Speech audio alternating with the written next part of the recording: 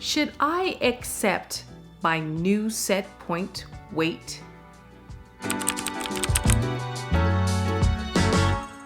I've been mulling this over for a while in my head, probably a few months. I'm asking myself, am I just continuously losing weight, but then gain it right back because my body just doesn't want to be at that certain weight that I think I should be? These are questions that you might ask yourself. There's a theory out there called the set point theory.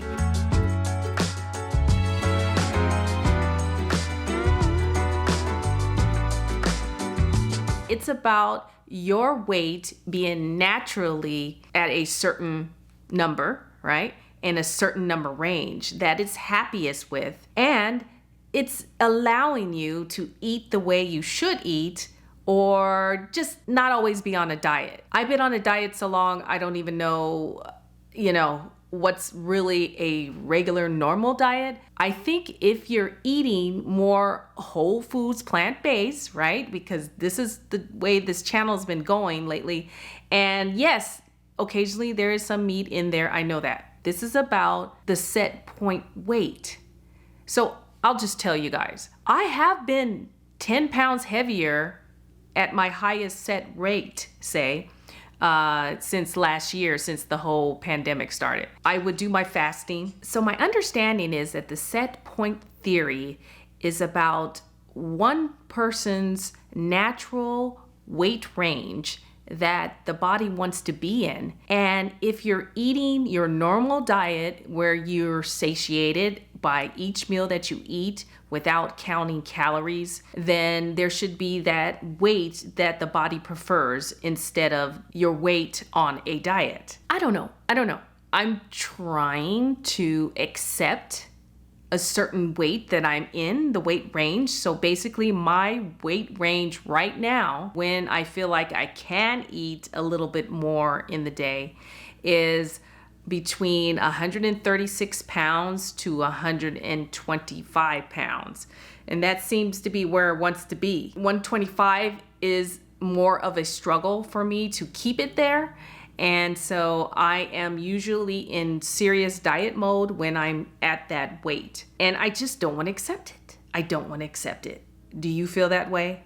I mean, you might feel that way. So, and that's okay. That's okay. We just want to be a certain way and we think that's best. But we have to also remember that we are doing things that you might have a certain frame that's different from somebody else. Say you're the same weight and the same height, but yet you might have a larger frame. So for me, I'm more on the average side. There's like the small, the average, and then the larger muscular frame.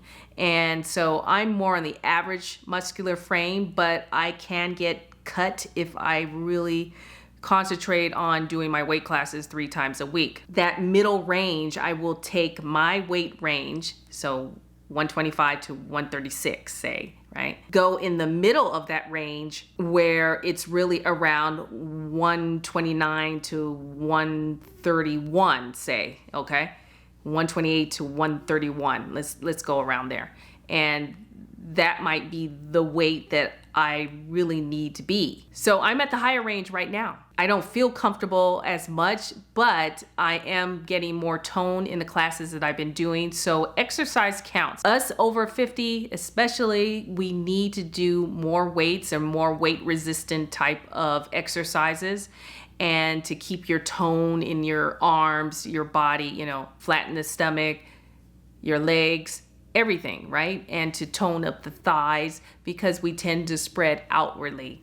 And you may be the same weight that you were, say, a year ago, but you're fitting your clothes a lot different. Or maybe you've gone up in a size, but your weight really hasn't changed.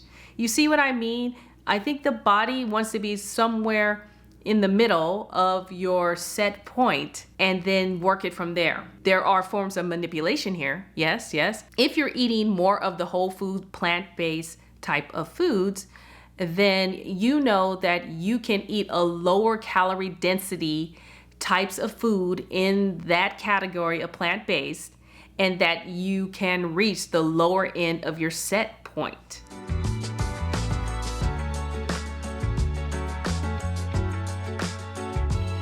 if it's lower calorie density, maybe you're not having so much starch, a higher starchy foods, and you're eating more of the leafy greens, more fruit, things that are really at the lower end of the scale. And then that's going to get you to your lower set point of your weight range. Constantly, I think about food. Constantly, I think about my exercising, and that can be exhausting. And so if you're always thinking about how you can manipulate your weight and get to the lower end, it may not be so healthy the way you're going about it. So you have to give yourself a break.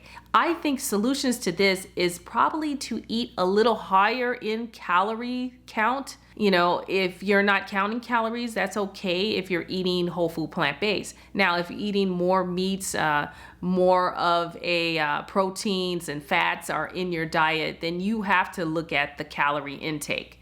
And if you're on the lower side, like 1,200 calories per day, it might be too low for you to eat and for your body to get comfortable in the weight range that it is.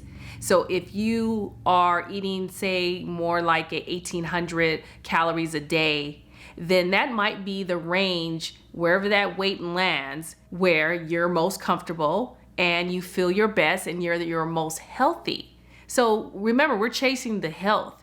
So the body will go to naturally the weight that it's set up to be in your genetic makeup. It will probably stay there, and you will have the major struggles about worrying about how much you ate, what you ate, if you're just already eating the right things that your body craves and desires, because it's about getting healthy. Again, you have to check those hormones, get your blood work done, and find out there as well, because your metabolic rate might be too slow for your age. And that's happened to me when I was 28 or 29. I had my blood work done, and the doctor found that my metabolism was extra slow for someone at that age. And that's where I was gaining weight and couldn't understand why. And so we worked on that, looked at the thyroid, and so I really changed what I was eating to at that time. The weight did fall off. Now, fast forward, this is 24 years later. I'm kind of back at that weight range that I was back then when I had slow metabolism. Now we know that our metabolism slows down being more mature and going through menopause. All these things are happening. So as we get more balance in the hormones and metabolism starts to speed up again, it's going to get you where you need to be again at that set point weight. So this is a theory.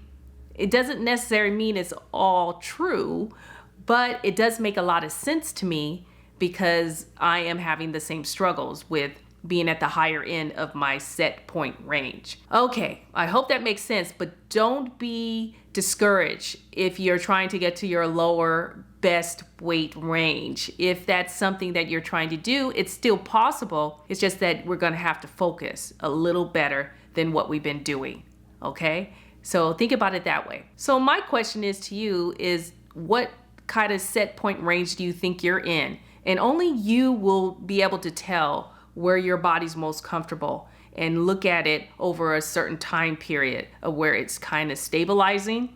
And if that's you, drop me a comment below. Let me know if that's something you're struggling with and what you're doing about it if you're trying to change your set point. But it has to be healthy, because at the bottom line is it's about getting a healthy relationship with food and a better outlook at how you eat and what you eat, those food choices. Yes? Okay, well, I'm gonna leave it there, but don't forget that caregiving begins with you, and always keep searching for the perfect bite and balance, right?